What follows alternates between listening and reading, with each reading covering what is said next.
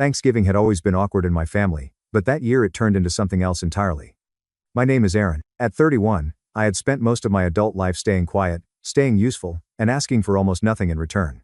Just stayed in the background and did what needed to be done. Maybe that was my mistake. I guess when people get used to you being invisible, they start thinking you're not really there. Growing up, my brother Luke was the golden boy. Star quarterback in high school, scholarship to college, business degree, you name it, he had the spotlight. My parents, especially my mom, would light up whenever he walked into a room. "That's my boy," she'd beam as if she were announcing royalty. Meanwhile, I was just Aaron. I got decent grades, kept to myself, got a job right out of college, and slowly started building a life. Nothing flashy, just solid. But somehow none of that ever seemed to count. The real kicker, I was the one quietly helping keep everything afloat. My dad had a health scare about 5 years ago and had to cut back on work. The bills didn't stop, of course. So, I stepped up, started covering the mortgage, utilities, some of the medical costs. It was never supposed to be permanent. Just something I could do to help. You know, family takes care of each other. Or at least that's what I thought. But the longer I helped, the less they seemed to notice. Or maybe they noticed and just decided it was owed to them. Luke never offered a dime.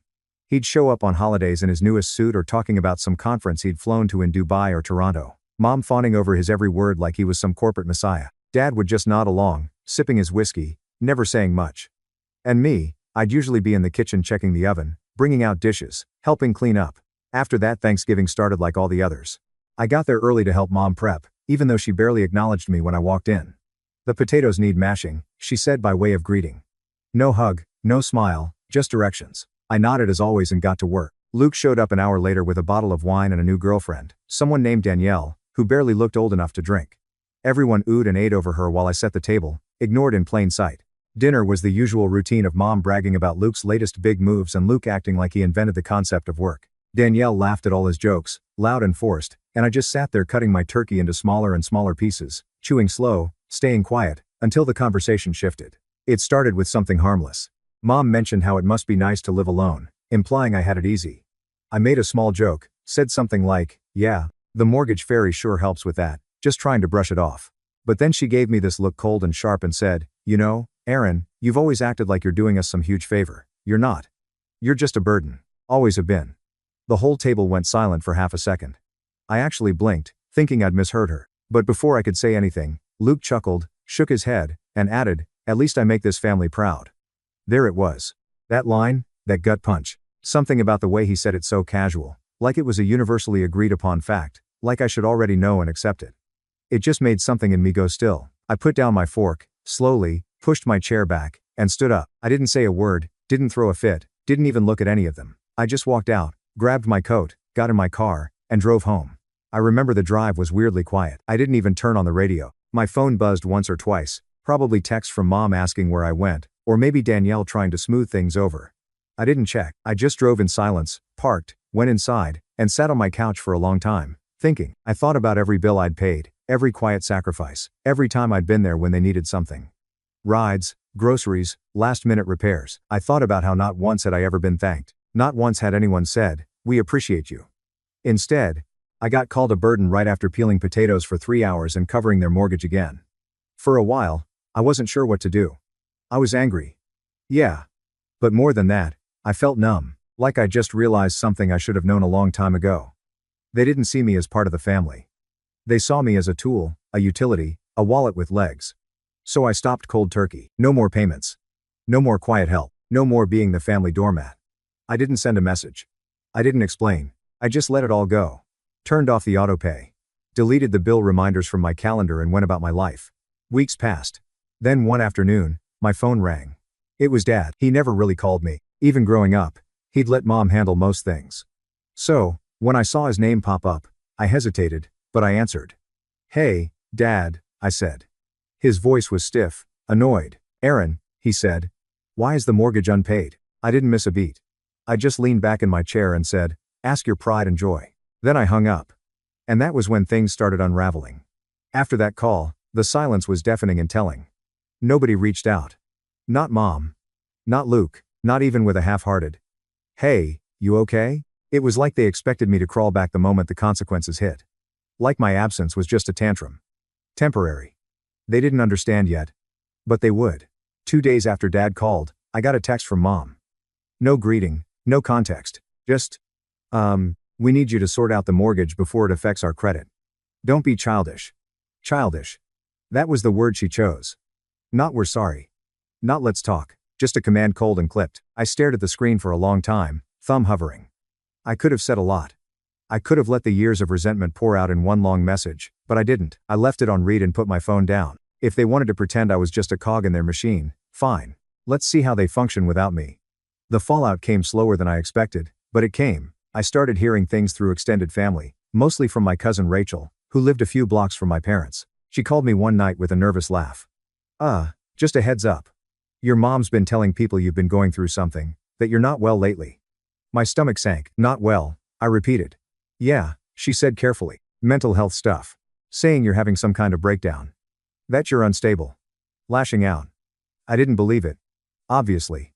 But she's spinning this story like you're off the rails. I closed my eyes and took a slow breath. There it was. Classic deflection. Instead of facing the truth, they were rewriting it. Casting me as the problem. Making it look like I'd snapped. Like I was unreliable. Erratic. It was easier than admitting they'd leaned too hard for too long. And finally broke the one person holding the family up. I shouldn't have been surprised, but it still stung. What really got me though was how they handled Christmas. It had always been at my place the past few years, mostly because I had the space and the patience. I did the decorating, cooked the dinner, bought thoughtful gifts. Even when money was tight, I made it feel like something. But that year, I didn't invite them. I didn't say a word. I figured they'd get the message. Instead, they held their own gathering without telling me and posted a bunch of smiling group photos on Facebook. Luke grinning next to Mom. Danielle holding a glass of wine by the tree. I bought them last year. The caption read, "Grateful for family. Some people may leave, but the ones who matter always stick together." It hit harder than I expected. I wasn't even mad at first, just hollow, like I'd finally been cut out completely. They didn't miss me. They just patched over the space I left and kept going. But the cracks started showing not long after. Rachel called again in mid-January. "You're not going to believe this," she said. "Luke's in trouble." I raised an eyebrow. "What kind of trouble?" "He quit his job." I blinked. "Why?" "He says he's starting his own thing. Some consulting business or something. But rumor is he got pushed out. Misused company funds or something shady. Nobody's saying the full story." That caught me off guard. Luke had always been the golden child, sure, but not exactly the responsible type. He liked appearances, nice cars, flashy watches, designer suits. I'd quietly wondered for years how he afforded his lifestyle without it catching up to him. Now, it sounded like it finally had. I didn't say anything to Rachel at the time, but in the back of my mind, a quiet thought stirred. They're going to come knocking again. And they did. It started with a long message from Mom. Unusually sweet, almost performative. "Hey honey, I know things have been tense, but family is forever. We all say things we don't mean sometimes. Can we talk? Maybe have dinner soon. I'll make that roast you like." I didn't reply. 2 days later came another message. This one from Dad. Clipped again. "We're going through a rough patch. Mortgage is 2 months behind now. Your mother's upset. Can you please help us out? Just this once." I stared at my screen and just laughed. Just this once. I'd been helping out for years silently without thanks, without recognition. And now, after being called a burden and cast aside like some bitter embarrassment, they wanted me to step in again, just this once. What struck me more than anything was how little they seemed to understand what they'd done. To them, I was still the fallback plan, the quiet one, the helper. They didn't realize that the silence wasn't temporary, that I wasn't coming back. Still, they kept pushing. Luke called one night. I didn't answer, so he left a voicemail. I listened to it once, then again, just to be sure I heard what I thought I did. "Hey Aaron, look, I know things got out of hand, but you've always been good with money, and I've got this business idea that could really take off. I just need a little startup capital. Thought maybe you'd want in on the ground floor, like an investment. Win-win, you know?" I sat in stunned silence. It wasn't even an apology. Not a real one, just a pitch. Like I was a venture capitalist, not his brother. Like he hadn't laughed in my face at Thanksgiving while I quietly carried the weight of his parents' financial stability. Something in me shifted after that call. I'd been quiet, but it wasn't just about hurt anymore. It was about clarity. I saw them now for what they were, and more importantly, what I wasn't to them. I wasn't family. I was a resource. And the moment I stopped being useful, they rewrote the story to cast me as the problem. But now I wasn't just done. I was done playing nice. And that's when I started making a plan. I didn't rush the plan. I'm not the dramatic type. I've never been the one to yell, to throw things, to storm out, and demand people see my worth. No, I preferred quiet exits, silent steps, and then letting the silence speak for itself. But when someone tries to make a villain out of you just because you finally stopped bleeding for them, it starts to dig at something deeper. You start realizing that silence alone won't do it. Not this time. The betrayal, the one that changed everything, came about a week after Luke's voicemail. I was at work, sitting at my desk, going through reports when I got a call from an unknown number. I almost let it ring out, but something told me to pick up. Aaron Miller, the voice asked. Male, polite but firm. Speaking. This is Kevin Brooks with Lakeshore Lending. We're calling to follow up regarding your recent mortgage application. I froze. I'm sorry. What application? The man paused. I heard the rustling of paper. This is the application submitted on January 11th for a new loan on 324 Linton Avenue. That's your listed residence. Yes. I leaned back slowly in my chair, the air feeling thick around me. That was my address. My house. Hold on, I said, trying to keep my voice steady. I didn't submit any application. More silence. Then Kevin asked carefully. You didn't authorize Luke Miller as a co-signer on this application? My stomach turned. No. I did not. I asked him to send over the documentation. He agreed. I hung up and sat there stunned, staring at my desk without blinking. 10 minutes later, the email hit my inbox. Attached was a scanned PDF. And when I opened it, my name and information were all over the loan documents along with Luke's forged signature, forged income statement. He even submitted my bank information, accounts I hadn't shared with anyone in years. And most insulting of all, the intended use of funds box had been checked as capital for family business venture. I saw red. He didn't just try to use my generosity. He tried to steal from me. He tried to put my house up to fund some doomed idea. The same house I worked overtime to afford. The same house they all conveniently forgot existed when they called me a burden. It was like the years of being overlooked, dismissed, and manipulated collapsed into that one moment. Like every time I let something slide, every time I swallowed my pride and did what they needed, had brought me to this exact betrayal. I didn't cry. I didn't panic. I just sat there still numb. The way you feel after a car crash, when your body is fine, but your brain hasn't caught up yet. Then slowly, I opened a new browser tab. I started with an email to my lawyer, a woman named Marissa I'd used a couple years ago for something work-related. I wasn't even sure she'd take a personal case, but I laid it all out. The forged documents, the bank info, the unauthorized loan application. I sent the PDF.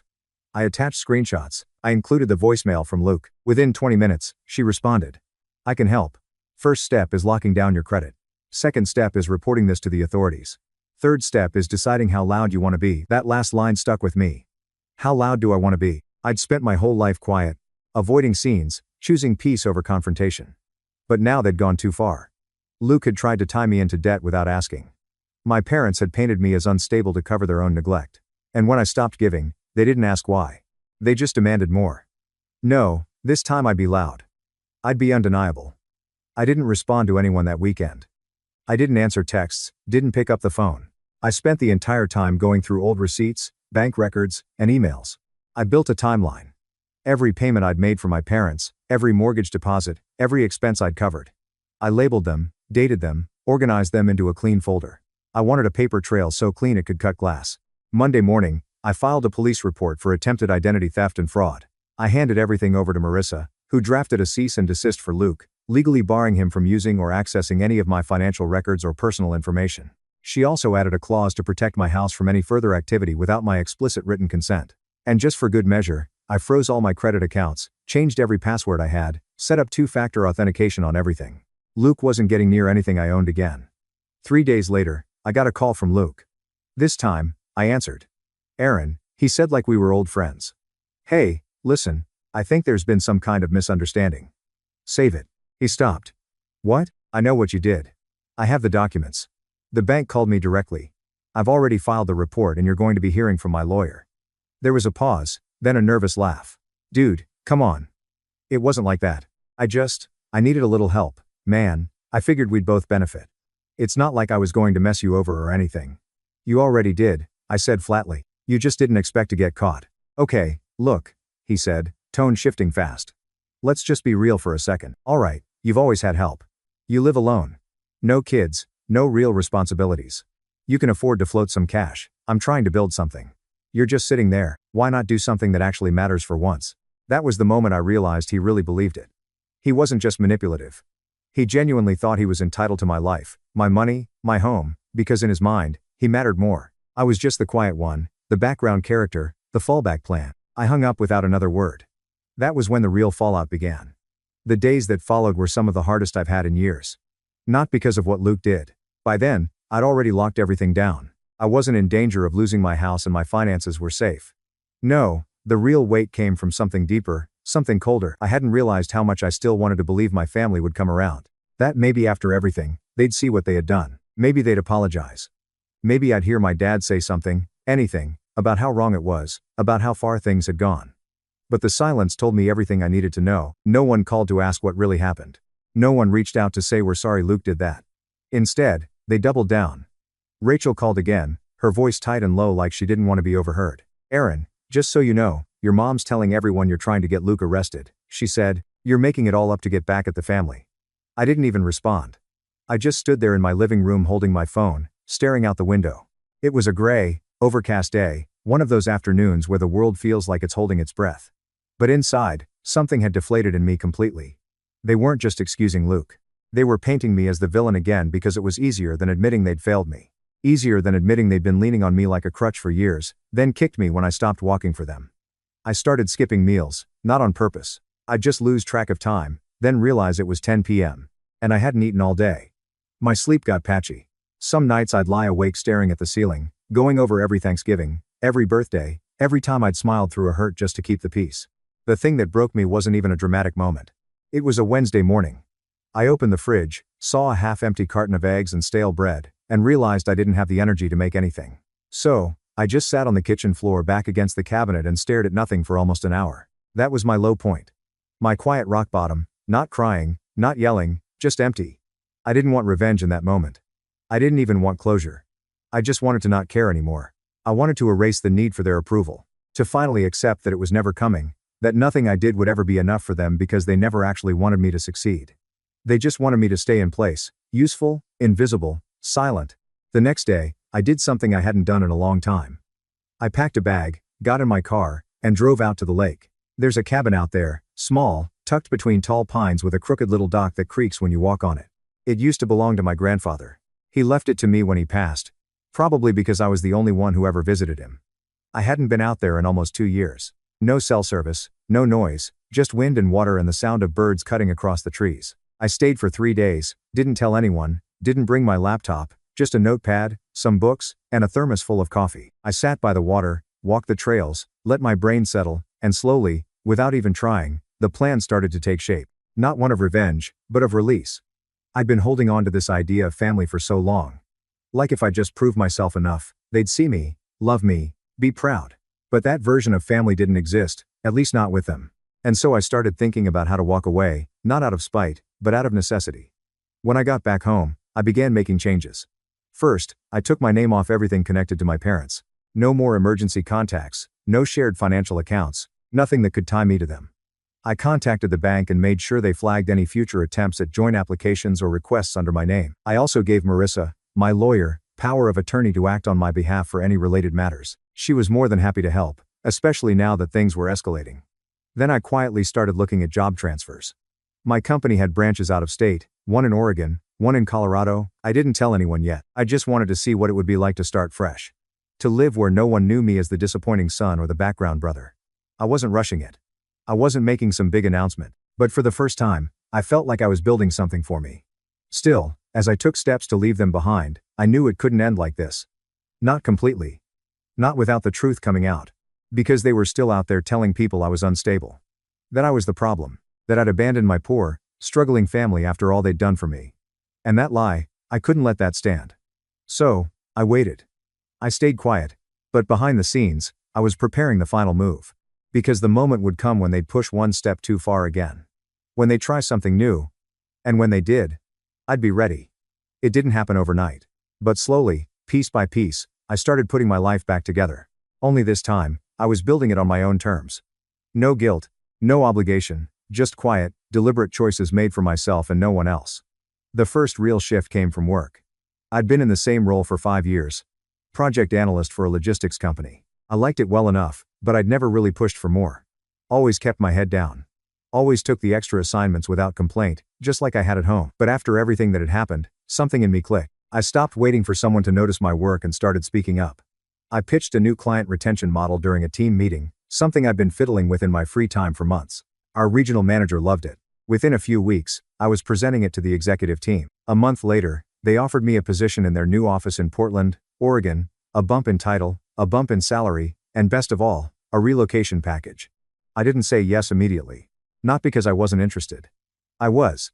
But I needed to know I was doing it for the right reason. I spent a weekend walking through my apartment, touching every drawer, every photo frame, every quiet reminder of who I used to be. The son who paid and stayed, waiting for some ounce of appreciation that never came. And by Sunday night, I opened my laptop, drafted the acceptance email, and hit send. Just like that, I had a fresh start. I sold my house within 3 weeks. It went for above asking price. The market was hot and I'd taken care of the place better than most. I didn't tell my parents I was moving. Not that it mattered. The only time I'd heard from them since the fraud incident was a vague, passive-aggressive voicemail from Mom. "Hope you're happy now. Your father's blood pressure's been through the roof. We'll just have to figure things out without you." I deleted it without responding. The move itself felt surreal, like I was shedding skin. The drive up the coast was long but oddly peaceful.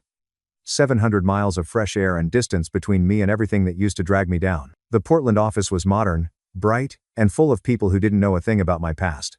I wasn't the quiet one here. I was the guy with the retention model that saved the company $1.2 million in Q2. People asked for my opinion. My manager looped me in on high-level meetings. I started mentoring new hires. For the first time in my adult life, I felt seen. And with that visibility came leverage. I started a side hustle, something I'd been thinking about for a while. I built a website that helped small businesses automate their delivery logistics using simplified tools I developed over the years. I didn't expect much from it, but within 6 months, I had a dozen clients and more than enough extra income to feel the weight of financial fear lift entirely off my shoulders. I joined a hiking group, started seeing a therapist, took a pottery class of all things. I wasn't trying to find myself. I was just finally giving myself permission to be something beyond what my family told me I was. And with each step, my confidence grew, but so did my clarity. The more distance I gained, the more obvious the pattern became. My parents weren't just toxic. They were dependent on controlling the narrative. As long as I was quiet, they could paint themselves as the loving, self-sacrificing parents who were being mistreated by their ungrateful son. Luke was the success story. I was the failure who got weird and distant. But what they didn't know, what they couldn't possibly predict was that I'd been documenting everything. Emails, voicemails, bank statements, text messages, all neatly organized in a cloud folder. And with my lawyer's help, I'd filed a civil complaint for attempted fraud and identity theft. It was slow-moving legal stuff, always is, but it was real, and eventually Luke would be served. But that wasn't even the part that excited me anymore. No, what I was really waiting for was the moment they'd try to rope me back in again, because they would. People like that always do. They'd wait until the financial strain hit again. Until Luke's next big venture failed. Until Dad's blood pressure became more than a voicemail weapon, then they'd reach out full of syrupy apologies and desperate charm. And this time I wouldn't just ignore them. This time I'd answer, but not as the silent son they used to rely on. Not as the fallback plan. I'd answer as the man who no longer needed them, who had built his life up from their rubble and stood taller than they ever expected. And I wouldn't just walk away. I'd burn the bridge they built. But first, I waited. And as I waited, I got stronger. Because sometimes the best revenge isn't about what you do, it's about who you become. And I was becoming someone they would never recognize or control. And they had no idea what was coming next. It was early spring when the opportunity finally came. Not with a bang, but with a casual email buried in a pile of spam. The subject line read, "Miller Family Mortgage. Urgent inquiry." At first, I thought it was junk. I almost deleted it. But then I saw the sender. An assistant manager from a small regional bank back home. That got my attention. I opened it, read it twice, then sat back in my chair, quietly stunned. The message was short. It said there had been a delinquency reported on a property I had previously been associated with, and they were reaching out because my name had been listed as a prior financial contributor on the account. The address was familiar. My parents' house. The same one I'd paid the mortgage on for years. The same one I'd stopped paying after Thanksgiving. I called the bank directly. The woman who answered, polite but clearly overworked, confirmed what I suspected. The house was in pre-foreclosure. Payments hadn't been made in over 4 months. The balance had ballooned with late fees. She asked if I had any intention of assisting in bringing the loan current. I smiled and said, no, but I might be able to help in another way. Because that email, that wasn't just a warning. It was a window. A small crack in the wall they tried to build without me. And behind it, I could see everything starting to crumble. I reached out to Marissa the same day. She pulled the public records and confirmed the foreclosure notice had been filed. Even better, the bank had sent multiple notifications, which meant the clock was ticking. The property would be listed for auction within 60 days. And that's when it clicked. They were going to lose the house. The house they always said would be passed down to Luke someday. The house Mom had once called our legacy. The house I kept afloat for years while they treated me like a live-in ATM with no emotional value. And now it was about to be taken. Unless someone stepped in, unless someone bought it. That's when the idea began to grow.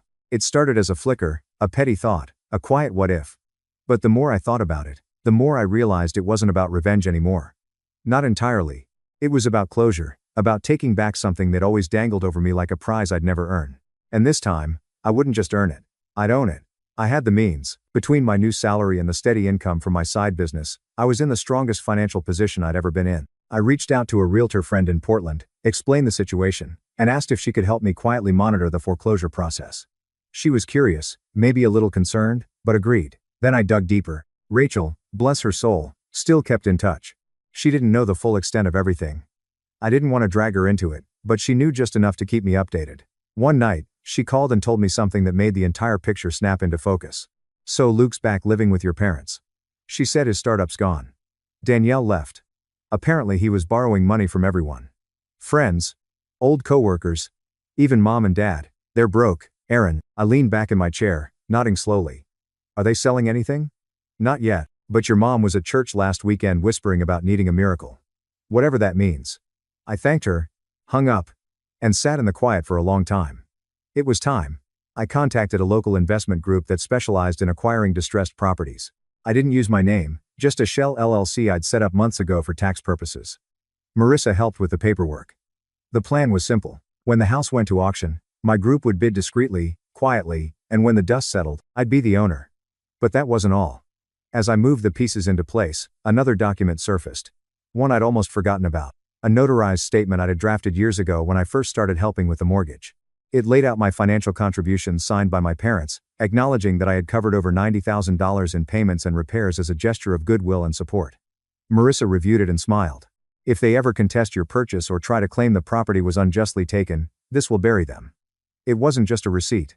It was protection, leverage, proof that I wasn't some estranged son trying to steal the family home. I was the one who'd saved it until they turned on me. Now, I was simply reclaiming what they'd thrown away.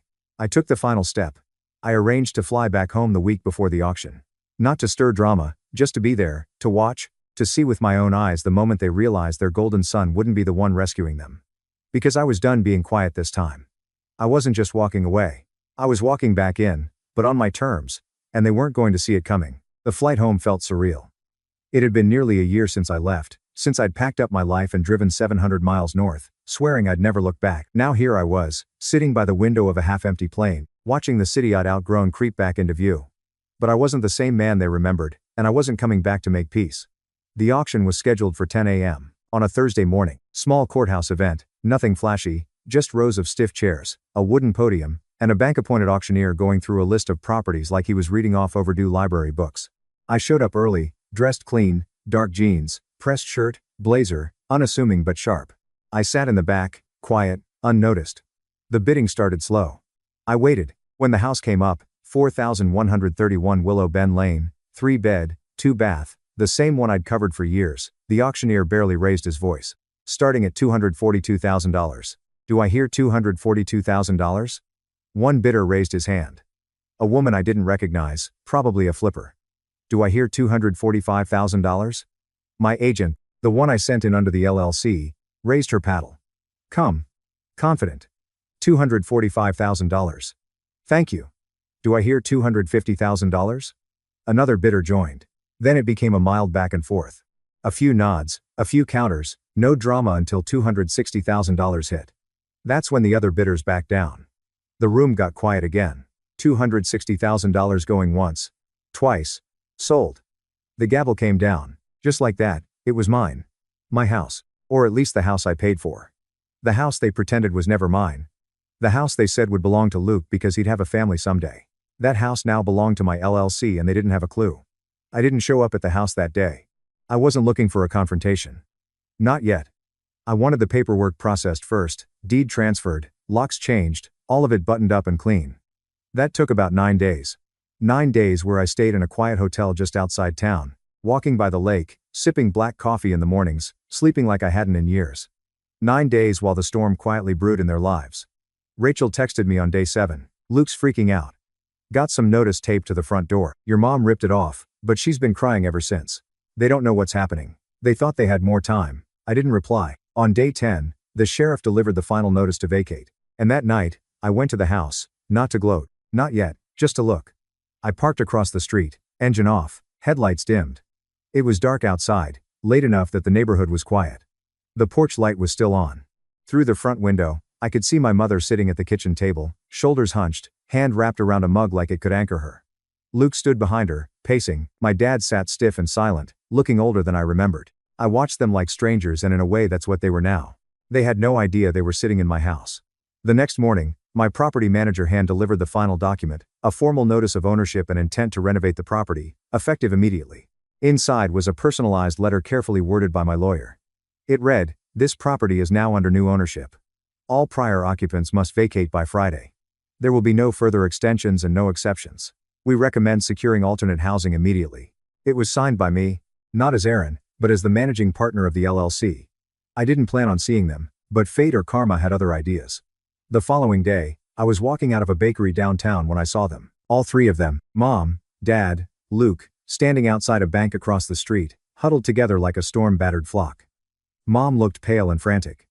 Dad was rubbing his forehead. Luke was on the phone, barking into it, red-faced. I don't know if it was the bank denying them another loan or the landlord of whatever rental they were begging for, but they looked completely untethered. For the first time, they looked like the ones who didn't belong. I stayed across the street. I didn't wave. I didn't approach.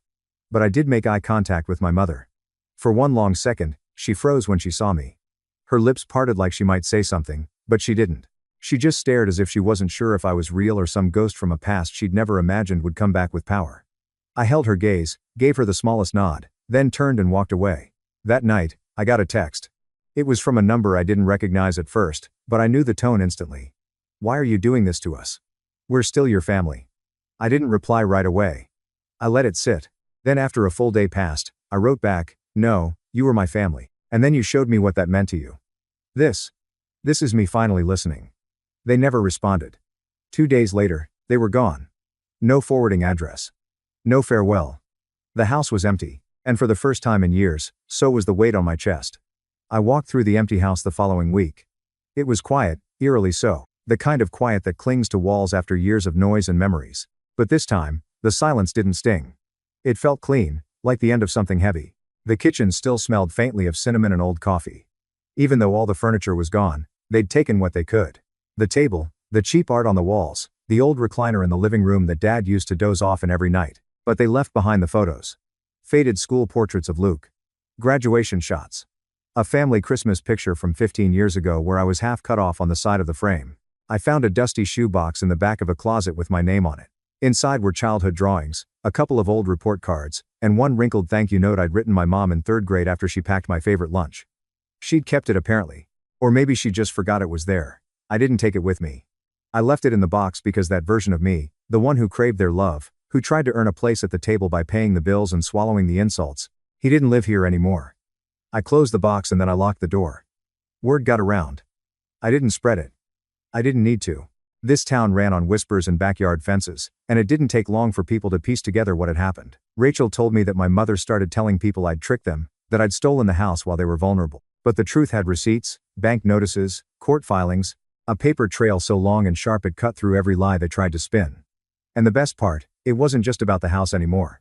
Luke's fraud case moved forward. The forged loan documents, the identity theft attempt, it all caught up with him. My lawyer submitted everything to the authorities. The investigation was quiet but thorough. A few months later, I got a message from the county clerk's office. Luke had taken a plea deal, fines, probation, and a permanent mark on his record. Nothing dramatic, no orange jumpsuits or breaking news, but it would follow him for the rest of his career.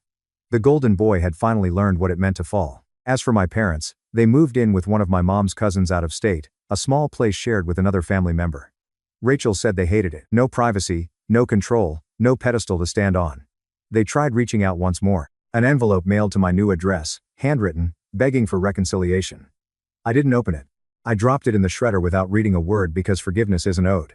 It's earned, And they never tried to earn it, not once. 6 months later, the house was fully renovated. I didn't move back in.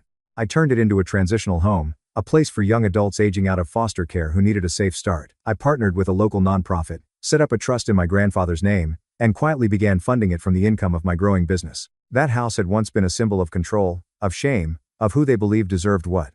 Now, it was a second chance for someone who never got one.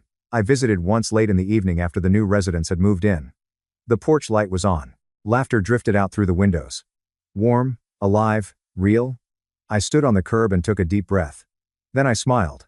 Because the house no longer carried their legacy. It carried mine. And I built it with everything they try to take from me. Thank you so much for watching until the end. If you really like our videos, please don't forget to like, share, and subscribe. Have a great day.